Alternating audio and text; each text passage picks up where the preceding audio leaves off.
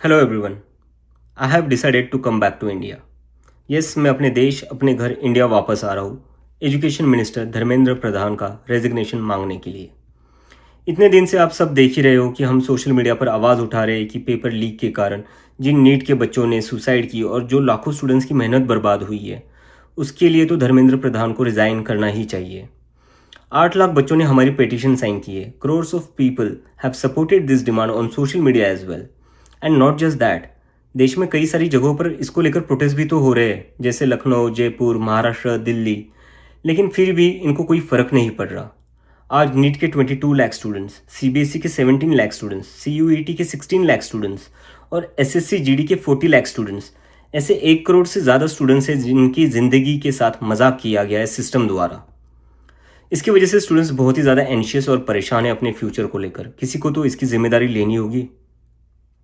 इतने बड़े ब्लंडर के बाद भी अगर एजुकेशन मिनिस्टर रिज़ाइन नहीं करते तो इसका मतलब इस देश में अकाउंटेबिलिटी नाम की कोई चीज़ बची ही नहीं है। ऐसा लगता है कि सिस्टम जितनी चाहे उतनी गलतियां कर सकता है और उसके लिए कोई कॉन्सिक्वेंसेस है ही नहीं। सारे कॉन्सिक्वेंसेस स्टूडेंट्स के लिए है। ऐसा कब तक चलेगा?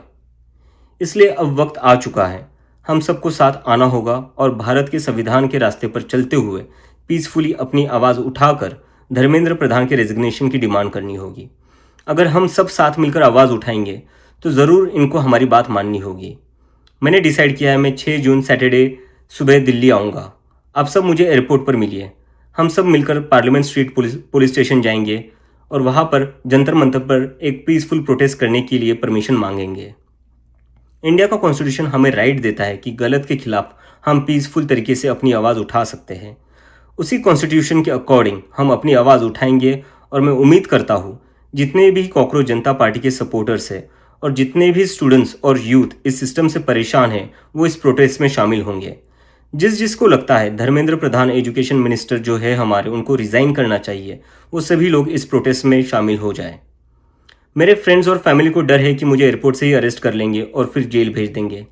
लेकिन मुझे अभी भी उम्मीद है कि आज भी हमारा देश एक डेमोक्रेसी है और हमें पीसफुली प्रोटेस्ट करने की परमिशन मिल जाएगी।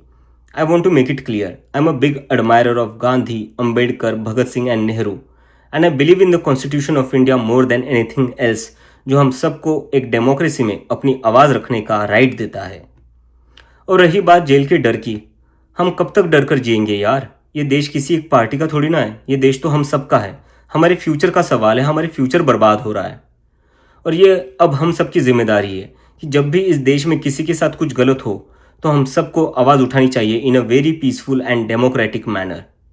मैं चाहता तो यहाँ यूएसए में जॉब लेकर आराम से रह सकता था। मुझे पिछले कुछ दिनों में कई जॉब ऑफर्स भी आई है, but I am not gonna take it as I have decided to come back to India because I love my country and I really want to do something for my country.